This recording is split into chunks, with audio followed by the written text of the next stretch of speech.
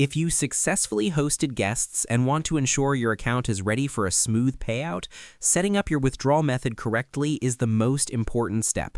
In this video, I will show you how to withdraw your Airbnb earnings.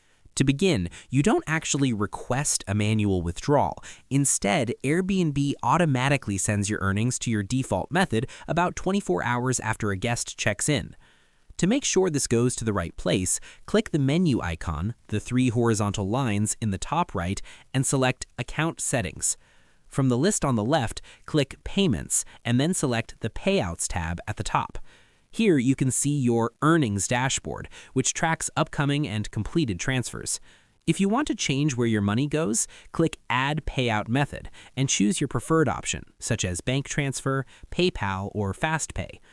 If you ever have a specific payment stuck, scroll to the bottom of the page, click Help Center, and use the Contact Us button to chat with support about your specific transaction. That's how you withdraw your earnings on Airbnb.